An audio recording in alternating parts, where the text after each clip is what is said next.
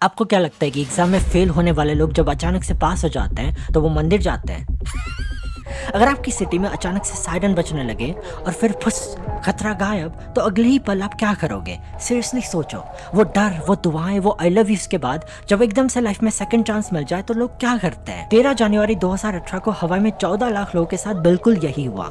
सुबह 8:07 पर सबके फोन पर एक वार्निंग मैसेज आता है कि बैलिस्टिक मिसाइल का खतरा आपकी तरफ आ रहा है, फौरन शेल्टर ले, ये कोई ड्रिल नहीं है। अब ऑफकोर्स मैसेज पढ़ते ही हवा में सब लोगों की गाड़ फट गई, पर असल में ये एक टेक्निकल ग्लिच था क्योंकि रियल में कोई मिसाइल विसाइल नहीं आने वाली थी। और जब 38 मिनट बाद लोगों को इस सच के बारे में पता चला तो पोर्नहब की वेबसाइट ने एक बढ़िया चीज नोटिस की। पोर्नहब वालों ने देखा कि जैसे ही वो मिसाइल वाला मैसेज फोन पे गिरा, हवाई से उनकी साइट का ट्रैफिक एकदम से नीचे गिर गया। और क्यों नहीं गिरेगा भाई? अगर लाइफ में सिर्फ 30 मिनट बचा है तो किसका ध्यान उधर जाएगा? लेकिन पिक्चर अभी बाकी है मेरे दोस्त। जैसे ही वो 38 मिनट का इंटरवल खत्म हुआ और सरकार ने ऐलान किया कि भाई लोग सॉरी, गलती हुई, कोई मिसाइल विसाइल नहीं आ रही है, तो उसके कुछ ही मिनटों बाद हवाईन लोग पोर्नहब पर इतना टूट पड़े कि नॉर्मल शनिवार के ट्रैफिक रिकॉर्ड से 48% ज्यादा लोग वहां जाकर समूह में पार्टी मना रहे, जैसे कोई मेला लगाओ कि जिंदगी में सेकंड चांस मिला है, मजे ले लो। कुछ लोग अपना स्ट्रेस का सिलेंडर खाली कर रहे हैं, कुछ लोग डोपामिन की बोतलें पिए जा रहे हैं। सबके अलग अलग रीजन होते हैं, पर प्लेटफॉर्म एक ही था,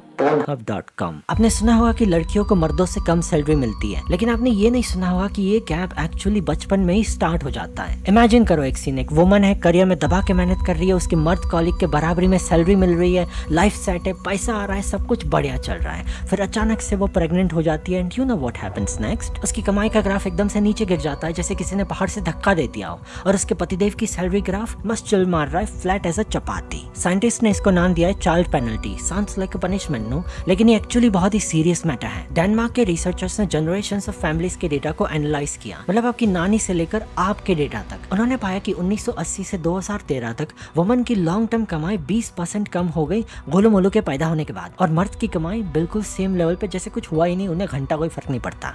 अब इंटरेस्टिंग बात यह है कि 2013 तक ये चाइल्ड पेनल्टी मेन रीजन बन गया था बाबू सोना के बीच सैलरी के फर्क में। लेकिन अब मैं आपको सबसे मजेदार डिस्कवरी दिखाता हूँ। रिसर्चर्स ने पाया कि जो वुमन बचपन में ही अपने मम्मी को फुल टाइम जॉब करते देखती थी, उन्हें अपने बच्चे होने के बाद कम पेनल्टी झेलनी पड़ी। मतलब अगर आपकी मम्मी घर के साथ साथ ऑफिस भी संभालती थी तो चांसेस है कि आप भी अपने करियर को बच्चा होने के बाद हैंडल कर पाएगी। लेकिन अगर आप स्टे एट होम मॉम के साथ बड़े हुए हो तो आपके करियर को बाहर से धक्का लगने का चांस ज्यादा है, स्पेसिफिकली बच्चा होने के बाद। जैसे बचपन में ही कोई सॉफ्टवेयर डाउनलोड हो जाता है कि मम्मी का पैटर्न यही था तो शायद यही ठीक है। और फिर एक बात और पता चली कि ससुराल वालों के पैटर्न से घंटा कोई फर्क नहीं पड़ता वुमन के करियर डिसीजन पे, बिल्कुल जीरो इम्पैक्ट। ससुराल वालों के इन्फ्लुएंसेस मैटर नहीं करते। ये प्रूव करता है कि लड़कियां सिर्फ अपनी मम्मी से इन्फ्लुएंस होती है, पार्टनर के फैमिली बैकग्राउंड से नहीं। जो एग्जाम्पल उनकी खुद की मम्मियां सेट करती है बचपन में, वही स्क्रिप्ट फॉलो करती है बाद में जाकर। इससे साफ मालूम पड़ता है कि ये कोई पैसों का मैटर नहीं है, ये जनरेशंस का इन्फ्लुएंस है। आपके मम्मी के मम्मी क्या करते थे वो भी मैटर करता है,